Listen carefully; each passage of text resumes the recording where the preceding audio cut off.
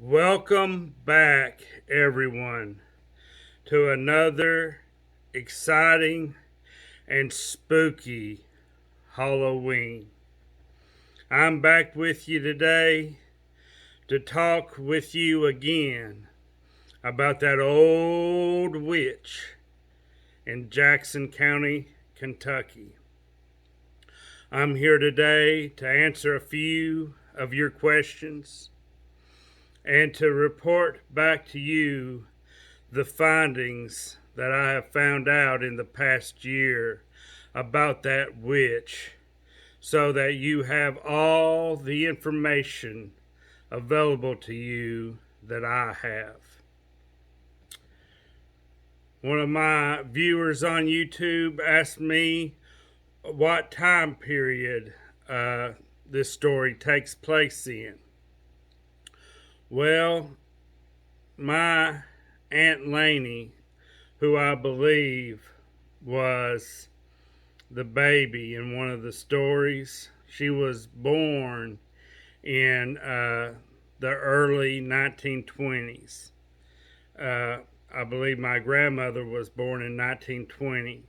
So I believe the witch was probably born in the 1890s because I believe she was a full grown mature woman in the 1920s when Granny and her brothers and sisters were very young. So the stories take place over a few decades there. So that's the best I can do about narrowing it down as far as when these stories took place. Okay. Now, another person wanted to know where the witch's house was, where it was located. Well, I don't know exactly, but I know it was between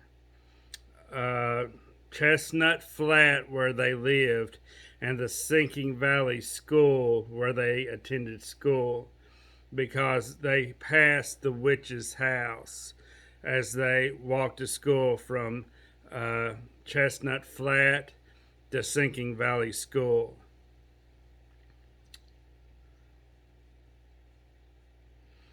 And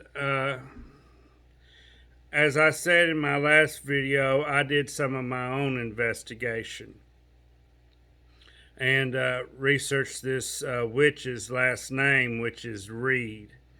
And I found out that the Reeds migrated from England to Salem, Massachusetts. And Salem, Massachusetts was a rather large complex, and they had a Salem town and a Salem village.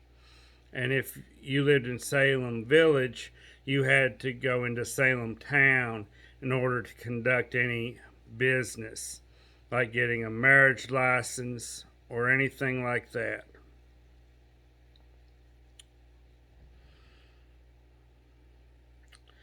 So I believe that the witch probably migrated from Salem, Massachusetts to Jackson County, Kentucky in order to escape witch persecution.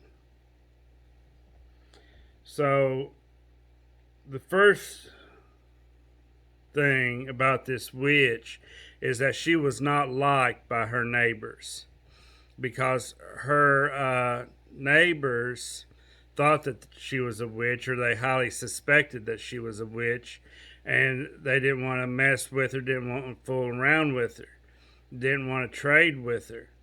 And back then, a lot of people traded or bartered because money was hard to come by. So there's the first story. It was about this farmer that had a cornfield, and the witch, she wanted to trade whatever she had for some corn. And he refused. He said, "No, I'm not trading with a witch," and that made her mad. And back in those days, whenever uh, someone bought corn off of somebody, a lot of times they'd shuck that corn along the side of the road on their way to the house, so that when they got to the house, the corn would already be shucked and they could go ahead and fix the corn. Well, that witch, she was mad. And she found some of them old shucks and found a piece of corn here or there, maybe a worm that'd been eating on the corn. And she witched that field. And how she done that was she took a mason jar and she put a piece of that shuck and a piece of that corn down in that mason jar, and along with a crow's feather or crow's foot, something like that. And she put that mason jar on a fence post. And on top of the mason jar, she put a candle and light it, and that would attract spirits to that jar. And she cast a spell on that cornfield, and all these crows came and devoured the corn in that field. And what the crows didn't devour, the worms got. And that farmer, he found that mason jar. And I want to go back and say, she put that mason jar there at night so that when she lit that candle, all the spirits could see it from a distance and come to that candle and execute her spell for her. And so the farmer found that mason jar, and he said, "This witch has witched my field." And he went and got his children, and they lit torches and was going to go and light fire to that witch's house. And on their way there, a big rain came and put out their torches. And that's when he realized that he was dealing with powers far beyond his comprehension. And he decided that he was just going to leave that witch alone. And another farmer refused to trade milk with her. She needed milk, and whatever she had to trade, whether it was eggs or whatever, he wouldn't trade and give her any milk. And what she did was she went along that farmer's farm, and she would find a pinch of dirt or a pinch of grass or hair off of a cow's tail, whatever she could find to make her little potions to use against that farmer and those cows. And what she done was she hung a rag above her door, and she would milk that rag, and she would say, "Come, milk, come. Come, milk, come.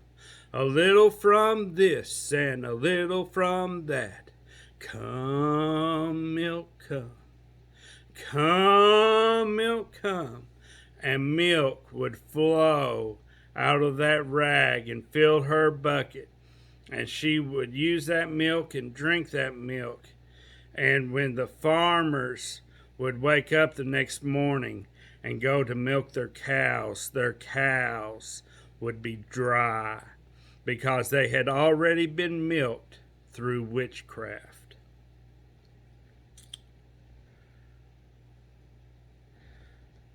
I want to show you a picture of my grandmother Annis, because she's going to be in this next story.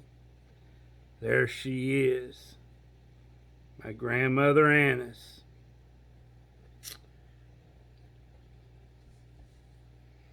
And I believe my Aunt Laney was the baby in this next story.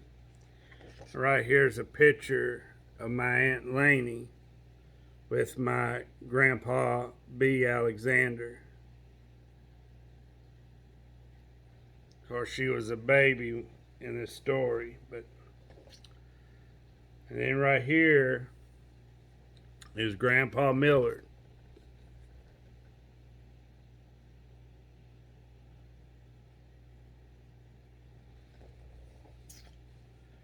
Here's another picture of Grandpa Millard. A mean, rough-looking man.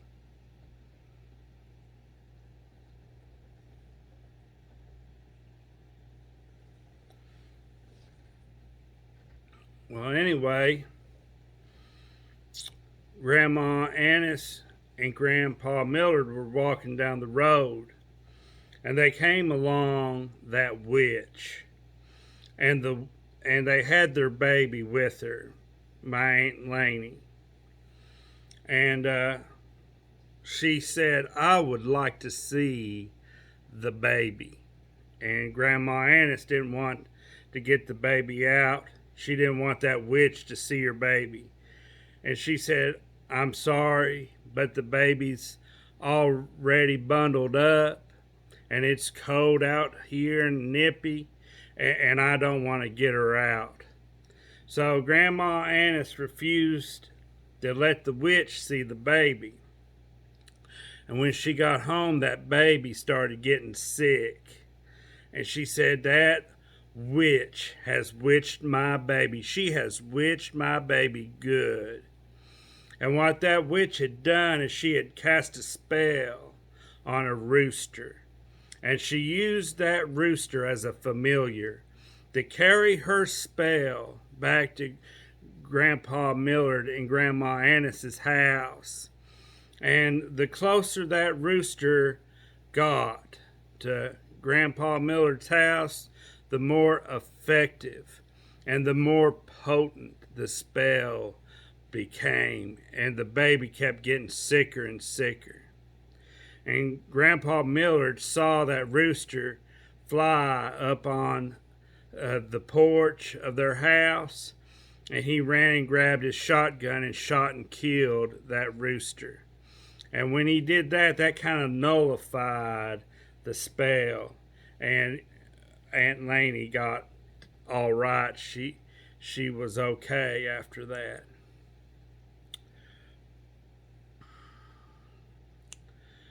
And another time, all the Granny's brothers and sisters, as they was walking back and forth to school, they'd pass by that old witch's house, and they'd always run right by there. Well, this one time, the witch met them at the road, and she asked Desmond, Granny's brother, Desmond, she asked him to come inside, that she wanted to spend some time with Desmond because she liked Desmond, had a crush on him, I don't know what. And for whatever reason, Desmond decided that he wanted to see what was in that witch's house and wanted to go in there. And his brothers and sisters said, "Oh no, Desmond, please don't go.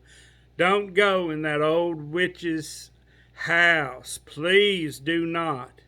And Desmond was determined that he was going to go in there and see for himself what was in that witch's house. And that old witch, she said, "Come on in, Desmond, I will not harm thee."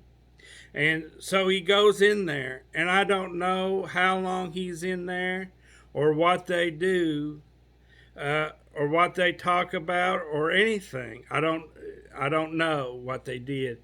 But at some point, Desmond got tired of being in that old witch's house, and he said, "I'm ready to leave." And when he told her that, she caused her table to walk across the floor, and the table got between Desmond and the door to keep him from leaving. And she said, "Don't go, Desmond. And if you go, I am going to send my black cats after thee."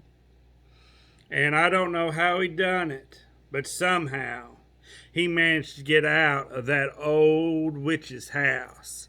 And it was just as the witch had said. Black cats chased him all the way from that old witch's house, all the way down to Grandma Annis and Millard's house. But once he got inside, they left him alone. And so, I don't know if I told you or not, but that witch's last name was Reed, and they called her, the house she lived in, the Reed House.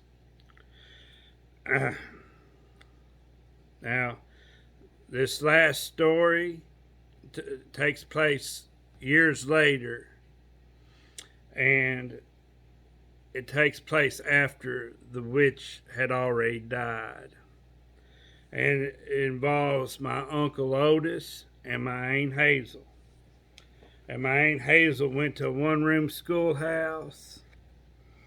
And this little girl right here, that's my Aunt Hazel with her classmates. And they went to school not too far from that old witch's house. Well,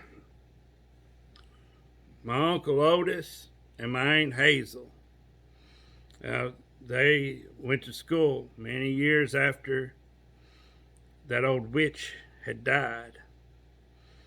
And they still had to walk by that old witch's house on their way home. Well, when they walked by there, they seen something. And whatever it was covered with a lot of hair. And I don't know if it was a dog or a bear or a Sasquatch or what it was. But it was covered in hair, and it scared them so bad that they ran all the way home to get away from it. And I believe the moral of that story is that the grandchildren of Annis McKinney and Millard Clemens continued to experience that witch and the witch's power as a living reality many years after the witch's death. And that old witch's spirit, she might still be up there on Kirby Knob somewhere. And if you go out there in the dead of night and listen, she still might be moaning. Her spirit might still be moaning over her unacquitted love. And it might be screaming into the moonlight, "Desmond, Desmond." So, if you're a spirit hunter out there, or a ghost hunter, or a witch hunter, whatever you may be, and you're thinking about grabbing your Ouija board and heading up to Kirby Knob, my suggestion to you is that you leave that old witch alone. Well, I hope you all have a happy Halloween. I'm glad you tuned in to find out about that old witch from Kirby Knob. And I hope that you come back and visit my channel real soon. Bye-bye.